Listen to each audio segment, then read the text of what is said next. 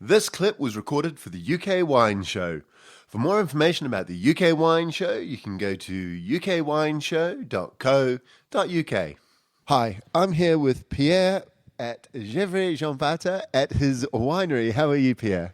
Ça va bien, merci beaucoup. As you can tell, Pierre doesn't speak a lot of English. I understand he understands it all, just doesn't speak it. So we've got our old friend Olivier from Vinophile to help translate. So what we'll do is we'll just start off with a wee bit about where in Burgundy we are and where do your wines come from.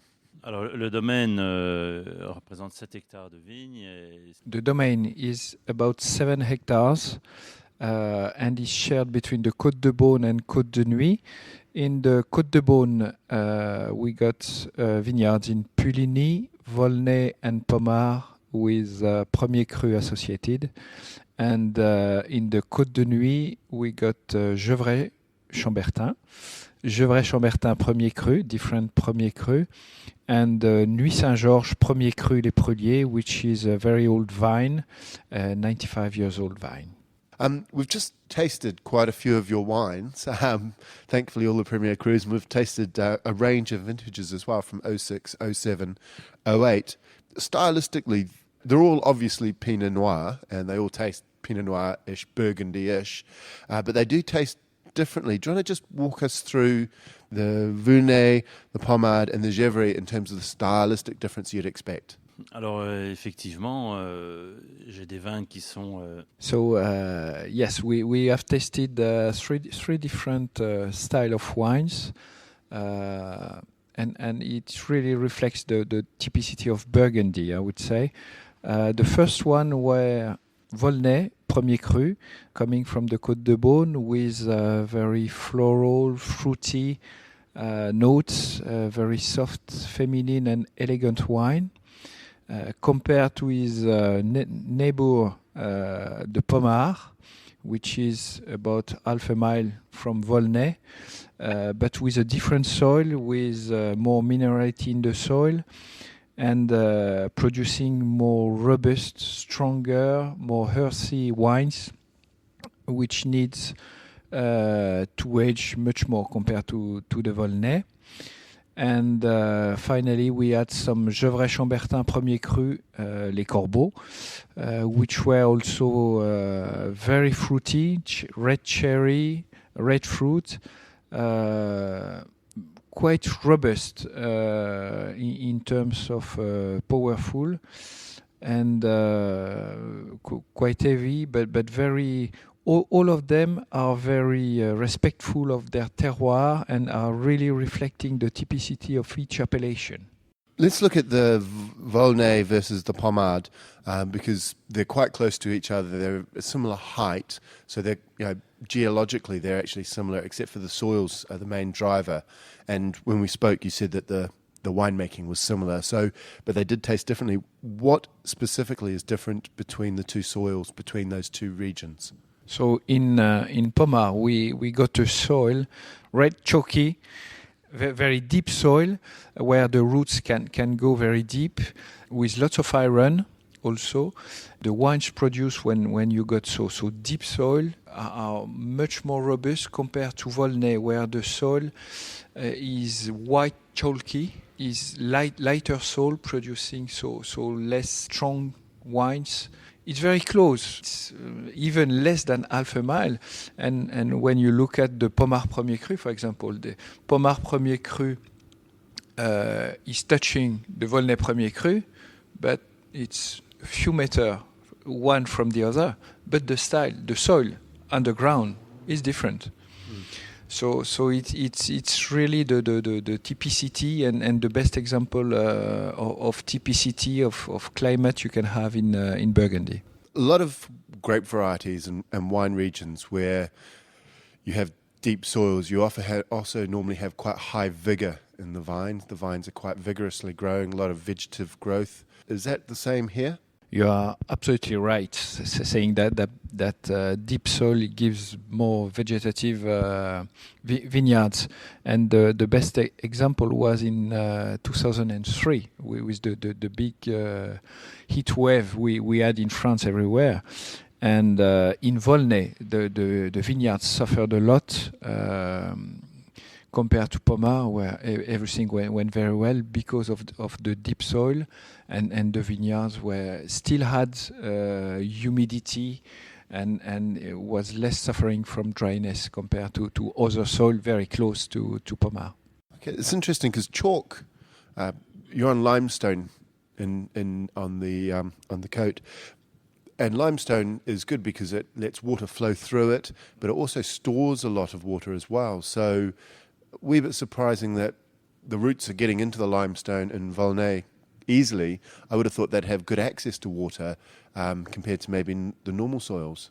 Yeah, you got chalk and limestone everywhere on the coast, and according to each village, the percentage between chalk and limestone can be different, and even inside a village it can be different. So each plot will react differently. If you got more chalk, then it will be drier. If you got more limestone, it will keep the humidity and the water. And in Pommard, you got more limestone with deep soil, so the vineyard is suffering less compared to Volnay, where it's more chalky, more drier soil, and you got less water, so the vineyard is suffering more. Okay. Do you use different root stocks and or different clones depending on whether you're in Volnay or Pommard?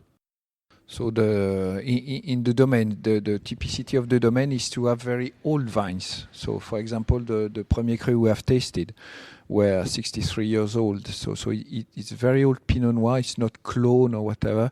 It's old local selection Pinot Noir. And so year after year, some plants are dying. So he's replacing with new plants which are not specific clone. He is trying to have as many different style of Pinot Noir as possible. So it's not only one clone or one number to replant. He's having many type of Pinot Noir to be replanted. Okay. What about rootstocks? I'm using old style, the less vigorous vineyard we can have, because he's not looking for vigorous, producing lots of leaves, lots of things. So and also to diversify this old style plant to avoid to have only one, which could be sensitive to disease or whatever. He's trying to have different style, old style, not new style vineyards, and not vigorous. Some regions that are on limestone have problems with iron deficiency. Chablis has the yellowing of the leaves because it can't get iron into the plant. We have that iron deficiency, but it's very local. And if you look at the vineyards on the coast, you can see some very local plot having this deficiency, and they add some iron to compensate this lack of iron. So it's not really a big problem. But it's not a real big problem. It's very local. This is something I have trouble getting my head around is obviously Burgundy, mainly Pinot Noir, mainly Chardonnay, but what determines planting Pinot Noir on a site versus Chardonnay on a site? Never forget that Burgundy got more than 1,000 years of knowledge, of experience. Mm-hmm. In the past, in Burgundy, you had also some Gamay, you had Melon de Bourgogne, you had different grapes. Mm-hmm. And the monks and also the growers have selected years after years, centuries after centuries, the best grape per place. And inside the same place, you could have also Pinot Noir and Chardonnay, as you can have in Chassagne-Montrachet, for example. And after tasting year after year, you can see that the Chardonnay is better in this place than the Pinot Noir, or the Pinot Noir is better in this place than the Chardonnay. I would say it's more a quality, natural way of working, tasting, that has decided we will plant red in Pommard or we will plant white in Meursault. If you taste Meursault red, it's good, but the Meursault white, the Chardonnay is much better in the type of soil of Meursault. Is giving a better expression than a Pinot Noir planted in Meursault. That's the reality. The red Meursault are not bad, but they are not as good as a Chardonnay is. But why? Why? I would say because of the combination between soil, climate, and grape.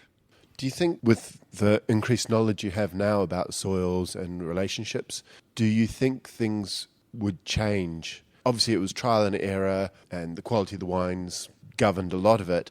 If you were to start again, would you land up in the same reds and whites in the same places? Or do you think that things would be planted differently now? The French Bourguignons do not want to use the new technology to try to reinvent Burgundy and its tradition and the knowledge.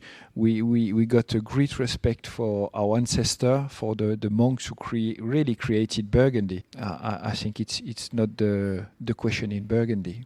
Okay. You did mention earlier that a lot of producers now using inoculated yeast versus wild fermented yeast. So some people are moving into that area.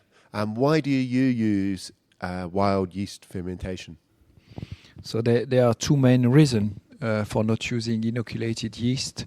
The first one is because inoculated yeast very often conduct the fermentation very quickly. With natural yeast, it's very slow because they need time to demultiply themselves. And the second reason is the natural yeast are coming themselves from their own terroir, which means that yeast from Pommard is different, got different components than a yeast from Gevrey-Chambertin or from Volnay. And so they during the fermentation, they will react differently according to their provenance, and they will underline specific terroir style or terroir aromas, and that explain why the wines are so different and why they are so respectful of their characteristic and their terroir. That's interesting, because if the yeasts are an important component of the wine styles, it makes it more difficult to understand how the soil impacts the wine, because if the yeasts are different, that obviously changes the wines as well. It's not really a question there, is it? Okay. What is your favourite Burgundy? Is it white or red, and where is it from? Yeah, outside, except the domain, of course. Your own wines, of course. I drank quite recently a fantastic Musigny from Comte de Vauguier 2001, which was an exceptional and unforgettable wine. So I mean, we got lots of Grand Cru, fantastic Grand Cru in the Côte de Nuit. And for the white Montrachet or Bâtard Montrachet, Grand Cru also. So the level is quite high at the top, but we got really very, very good wines.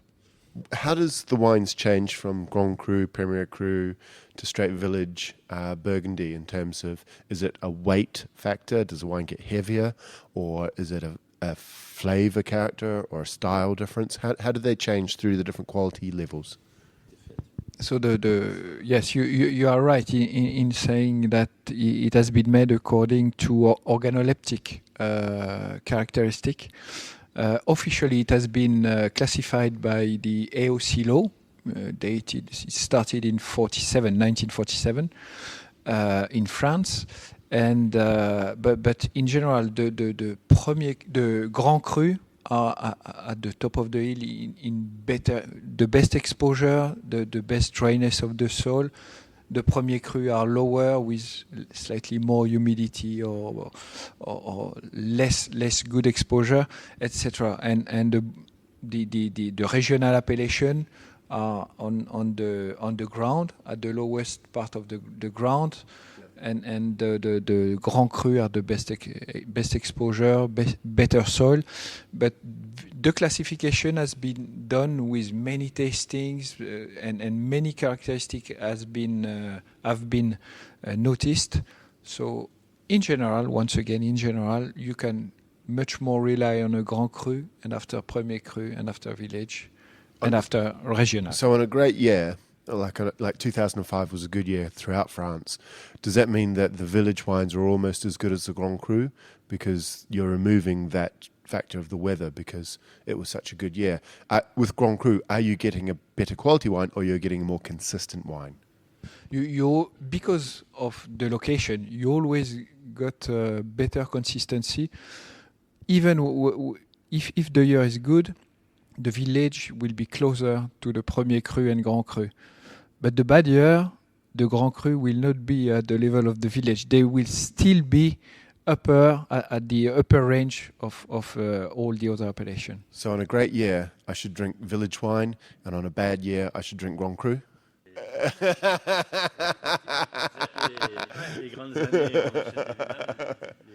You can, it's your choice.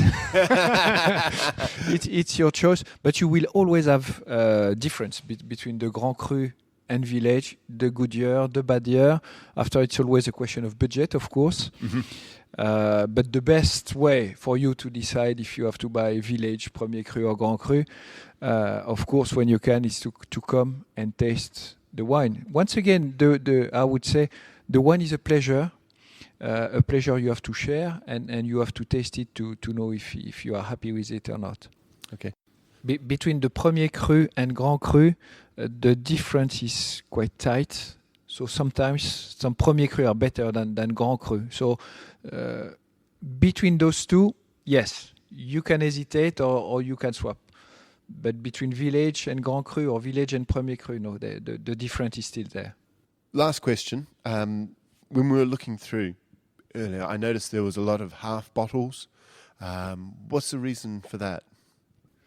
So more and more the customers working with restaurants are asking for halves, especially in France, because of course you are in better shape after drinking only one half than after one bottle if you want to work in the afternoon. So more and more people are drinking halves, and the restaurants are driving this demand for Bourgogne Rouge, Gevrey Chambertin, Volnay, Pommard. But in the evening, it's only bottles or magnums. Okay, I think we'll wrap it up there. Merci, thank you very much. Merci.